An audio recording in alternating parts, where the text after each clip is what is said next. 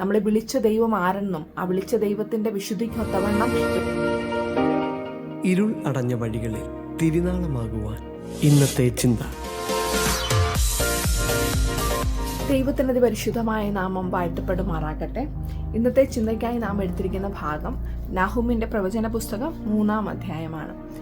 ഈ നഹൂമിന്റെ പ്രവചന പുസ്തകം നിനവെക്കുറിച്ചുള്ള ഒരു പ്രവചനമാണ് കൂടുതലായി പറഞ്ഞിരിക്കുന്നത്.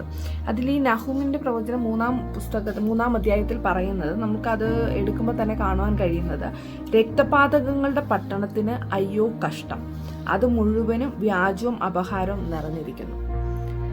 ഇത് നിനവെക്കുറിച്ച് പ്രവാചകൻ മുഖാന്തരം അരുളി ചെയ്യുന്ന, ദൈവം പറഞ്ഞിട്ട് പ്രവാചകനിലൂടെ പറയുന്ന വാക്കുകളാണിത്. നിനവയ്ക്ക് അയ്യോ കഷ്ടം. എന്താണ് കാരണം? പാപത്താലും അകൃത്യങ്ങളാലും അതിക്രമങ്ങളാലും നിറഞ്ഞിരിക്കുന്ന ഒരു പട്ടണമായി നിനവെ മാറിയിരിക്കുന്നു. നിനവെക്കുറിച്ച് പറയുമ്പോൾ നമുക്കറിയാം, യോനയുടെ പുസ്തകത്തിൽ നമ്മൾ കാണുമ്പോൾ നിനവയോട് പ്രവചനം പറയുവാൻ പറഞ്ഞപ്പോൾ തർശീഷിലേക്ക് പോയ യോനയെ നമുക്കറിയാം. അപ്പോൾ നിനവെ പാപങ്ങളാലും അതിക്രമങ്ങളാലും നിറഞ്ഞിരിക്കുന്ന ഒരു പട്ടണമായി മാറിയിരിക്കുന്നു. ഈ നിനവെ ചൊല്ലി പ്രവചിക്കുകയാണ് നഹൂം പ്രവാചകൻ. ഈ പ്രവചന പുസ്തകത്തിനൊരു പ്രത്യേകതയുണ്ട്. ഇന്നത്തെ കാലവുമായിട്ട് വളരെ ബന്ധപ്പെട്ട് കിടക്കുന്ന ഒരു പ്രവചന ഭാഗമാണ് ഈ 3-ാം അധ്യായം. കാരണം ഇന്നും ആ നിനവെ പട്ടണത്തിന്റെ പോലത്തെ അവസ്ഥയിലോട്ട് ഈ ലോകം കടന്നു വന്നിരിക്കുകയാണ്. പാപങ്ങളാലും അതിക്രമങ്ങളാലും അധർമ്മങ്ങളാലും നിറഞ്ഞിരിക്കുന്ന ഒരു കാലഘട്ടത്തിൽ നമ്മളായിരിക്കുന്നു. മനുഷ്യത്വം തൊട്ടു തീണ്ടിയിട്ടില്ലാത്ത, നീതിക്ക് നിരക്കാത്ത കാര്യങ്ങൾ ചെയ്യുന്ന ഒരു കാലഘട്ടം. അതിനേക്കാൾ എല്ലാം ഉപരി ദൈവഭയം വിട്ടുമാറിയിരിക്കുന്ന ഒരു കാലഘട്ടം.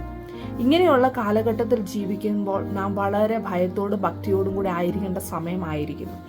ഈ പ്രവചന പുസ്തകങ്ങളൊക്കെ വായിക്കുമ്പോൾ ദൈവം നിനവയോട് കാണിച്ചിരിക്കുന്ന, അല്ലെങ്കിൽ നിനവയോട് കാണിക്കാൻ പോകുന്നു എന്ന് പ്രവാചകനിലൂടെ അരുളി ചെയ്യുന്ന കാര്യങ്ങൾ കേട്ട് കഴിഞ്ഞാൽ വായിച്ചു വരുമ്പോൾ നമുക്കത് വളരെ ഞെട്ടിപ്പിക്കുന്ന കാര്യങ്ങളാണ്. അതിൻ്റെ 6-ാം അധ്യായത്തിൽ 3-ാം വാക്യത്തിൽ കാണാം, ഞാൻ അമേദ്യം നിന്റെ മേൽ എറിഞ്ഞ് നിന്നെ കുൽസിതയും നിന്ദാവിഷയവുമാക്കും. അതായത് ദൈവം നിനവയെ നിന്ദിക്കുവാനായിട്ട് പോവുകയാണ്. നാണം തോന്നിപ്പിക്കുന്ന രീതിയിൽ, നിനവെ കാണുന്നവർ നാണം തോന്നിപ്പിക്കുന്ന രീതിയിൽ നിനവയെ ആക്കി കളയാൻ പോവുകയാണ് എന്നാണ് പ്രവാചകനിലൂടെ നിനവയോട് പറയുന്നത്. ഇന്ന് നാം ഈ ലോകത്തിലായിരിക്കുമ്പോൾ, ഇപ്പോൾ നമ്മളുടെ ചുറ്റും നിൽക്കുന്ന കുറേ സംഭവ വികാസങ്ങളൊക്കെ കാണുമ്പോൾ നമ്മൾ ചിന്തിക്കുന്നു, ഈ ലോകത്തിന്റെ പോക്ക് എങ്ങോട്ടാണ്? ഒരു നിനവെ പോലെ നമ്മുടെ ഈ ലോകമായിക്കൊണ്ടിരിക്കുകയാണ് ഓരോ ദിവസം കഴിയുമ്പോൾ. അപ്പോൾ ഇങ്ങനെ ഇത്രയും ദുഷ്ടതയും അതിക്രമങ്ങളാലും നിറഞ്ഞിരിക്കുന്ന ഈ ലോകത്ത് ദൈവമക്കൾ എന്ന നിലയിൽ നാം ആയിരിക്കുന്ന സമയം വളരെ ഭയത്തോടും ഭക്തിയോടും കൂടെ ആയിരുന്നാൽ മാത്രമേ ഉള്ളൂ നമുക്ക് ഈ ലോകത്ത് മുന്നോട്ട് ദൈവ പൈതലായി ജീവിക്കുവാൻ കഴിയുകയുള്ളൂ. ബൈബിൾ ഇപ്രകാരം നമ്മെ പഠിപ്പിക്കുന്നു, ഈ ലോകത്തിന് അനുരൂപമാകാതെ നന്മയും പ്രസാദവും പൂർണ്ണതയുമുള്ള ദൈവഹിതം ഇന്നതെന്ന് തിരിച്ചറിഞ്ഞ് നമ്മൾ ജീവിക്കണം. അപ്പോൾ ഈ ലോകത്തിനെ നമ്മെ അനുരൂപപ്പെടുത്താൻ പലതും, നമ്മുടെ കണ്ണിന് പ്രിയമായതും കേൾവിക്ക് ഇമ്പമായതുമായ പല കാര്യങ്ങളും നമ്മളെ മാടി വിളിക്കും. നിലവെ പോലെ നമ്മളെ താല്പര്യപ്പെടുത്തുന്ന, അല്ലെങ്കിൽ നമ്മളെ ആകർഷിക്കുന്ന പല ഘട്ടങ്ങളും ഈ ലോകത്തിലുണ്ടാവാം. എന്നാൽ ആ ലോകത്തിലൊന്നും അനുരൂപപ്പെടാതെ നമ്മളെ വിളിച്ച ദൈവം ആരെന്നും ആ വിളിച്ച ദൈവത്തിന്റെ വിശുദ്ധിക്കൊത്തവണ്ണം, വിളിച്ചവന്റെ യോഗ്യതയ്ക്കൊത്തവണ്ണം നാം ആയിത്തീരുവാൻ നമ്മെ ദൈവം സഹായിക്കണം. അതിനുവേണ്ടി ഓരോ ദിവസവും നാം ദൈവ പൈതലാണെന്നുള്ള ബോധ്യത്തോടുകൂടെ ജീവിക്കാൻ നാം തയ്യാറാക്കണം.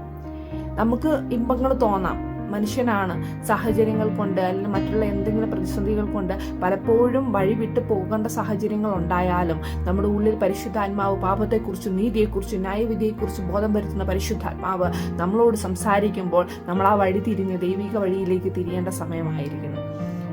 അത് നമുക്ക് തിരിച്ചറിയാൻ കഴിയണം. എങ്ങനെയാണ് നാം ദൈവത്തിന്റെ വഴി തിരിച്ചറിയുന്നത്? നാം പലപ്പോഴും ചോദിക്കാറുണ്ട്, എങ്ങനെയാണ് ഞാൻ ദൈവത്തിന്റെ വഴിയാണോ ഇത്, മനുഷ്യന്റെ വഴിയാണോ ഇത്, അതോ എൻ്റെ തോന്നലാണോ ഇത്, എങ്ങനെയാണ് ഇത് തിരിച്ചറിയേണ്ടത്? ഒറ്റ വഴിയുള്ളൂ, ദൈവസന്നിധി മുട്ടുമടക്കുക, പ്രാർത്ഥിക്കുക. ദൈവം തന്റെ വഴി നമുക്ക് കാണിച്ചു തരും.